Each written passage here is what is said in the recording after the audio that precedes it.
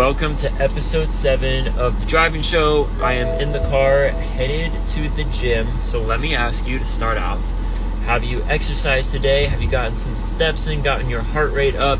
Maybe found yourself going to the gym yourself? Well, if so, congrats. And if not, don't worry. You still have time in the day. There's always time to go out and take care of your health and take care of yourself, really. So I'd encourage you, even just go out, take a walk. Where I'm at today, it is supposed to be 91, which that's definitely hot, but it's not as hot as it has been and it will eventually get. And the whole county is sending out all these, oh, it's a heat advisory, be careful, blah, blah, blah, acting like it's 100 degrees, that sort of thing, which is just kind of nonsense. But I think they all think we're just so fragile that we're all just gonna completely melt and die if it's super hot like that. But that being said, yesterday I was at my young adult group at my church, and we were sitting outside, and we were under these trees, which I thought I was maybe allergic to, because on my ride home I was just sneezing like crazy, and then halfway through the night my throat was hurting and I could tell my nose was stuffy, and I was just like, what? Am I allergic to the trees? Is it allergies? Like, what is going on? So I ended up around 5 a.m. got up, used the restroom, took a Benadryl and then also an Advil, because I'm like, one should help the nose, because it was, I don't know, help the nose and then help the pain in my throat, because I was like, I just need to sleep more, I think. And the Benadryl is supposed to also usually make you a little bit sleepy, but typically for myself I would have to take 2 of those to experience any sort of drowsiness. But I got back to sleep for like another hour almost, and then I got up and was like, I just gotta start the day, because before I know it, the day's gonna be gone. And I had to walk the dog at 9, so it was kind of earlier than usual. But it turns out it was not allergies, it's a head cold. So bummer, right? I don't usually get sick, not very often at least, and I don't know, it's just frustrating because it adds a whole nother layer, right, to the day, to the week, the schedule of trying to, like, I took an hour nap just like an hour ago when I would have been finishing the workflow or the email flow email series that I was talking about yesterday. So I don't know, I just hope that with enough sleep and the vitamins I'm taking, I should hopefully run through it pretty fast. But I also think it's probably the gym I go to, someone was just not taking care of themselves, not washing their hands, I don't know what, but that's what you get sometimes when you go to these public places. So hopefully though, this will build up my immune system from any future colds coming down throughout the rest of the summer. And I know people are all going to say, oh, it's COVID, and no, it's not. It's a head cold. So we can have head colds and it can be completely fine. But the reason I am working out and going to the gym now is because what I found is sometimes if you just stay home, even when you are having such a thing as a head cold or, not feeling well, like, of course, don't go out if you're puking, vomiting, diarrhea. Like, that's all should be, common sense. And even at Starbucks and with food handling, once you get to that, you should not leave at all.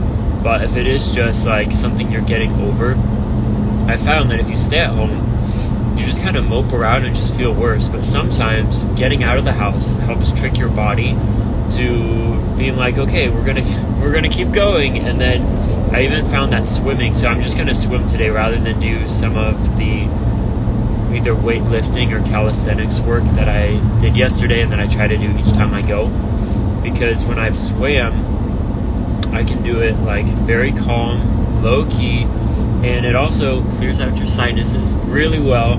It just feels great all around. So I've usually found that after I work out and do all the steam room, sauna, hot tub, shower off, that I actually feel a lot better. So I'm interested in seeing if that will be the case. because if it is, then it's definitely worth getting out and going, even though I'm feeling a little under the weather. But I did finish, or just about finish, one of the emails that I needed to do for that email series, so I'm hoping that I'll just spend the rest of today doing that. It was harder yesterday. As I mentioned, the time is crunched on Mondays, because if I do go to that church group, I have to start making dinner earlier, I have to eat earlier, leave the house earlier, where today, really my only goal is to finish that email series. Like, I finished so much on my list of things to do, except that. So I was like, perfect, that's what I'm going to do today. And kind of the struggle I'm having with that is knowing how much I should put in the email, because my previous email series for joining us on the inside was like a four-day journey where I would give them a little bit here and there and then build onto it. But I want people just to get up and going real quick so that they can start getting my weekly emails. So rather than stretching it out, I put all of it in the one. Okay, we're coming to the turn. And so I'm interested to see how that will go. And even some things like right now, I'm not currently interviewing people, but I was like, well, in all my promotion beforehand, I said you'll get the link to apply for the podcast if you sign up. So some of it is like I need to change and relook over the system of what I'm having and what I want people to do when they come into Fisher Philbrick.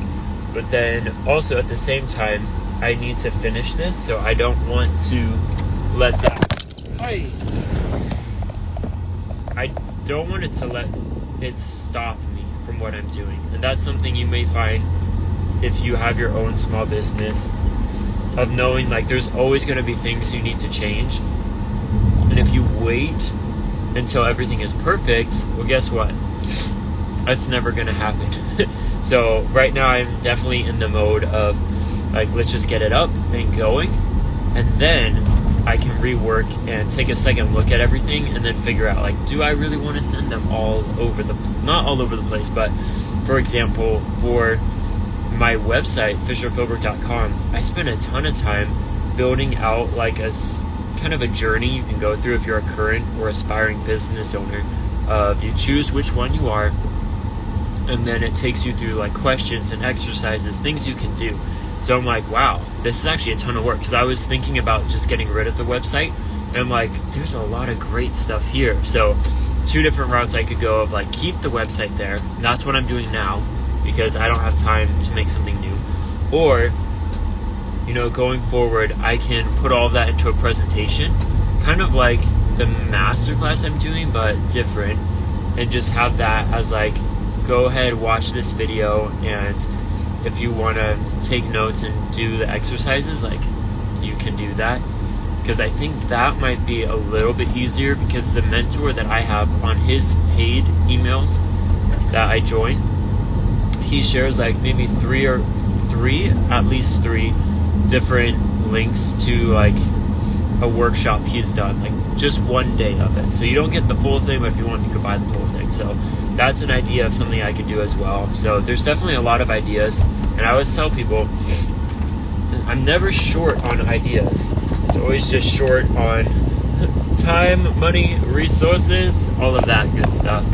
So hopefully, with having a bit of a cold, but also just having this one thing to do of finishing the email series, so I need to proof the one that I wrote before I went to the gym, and then the one for aspiring owners is going to be pretty similar, but a little bit different.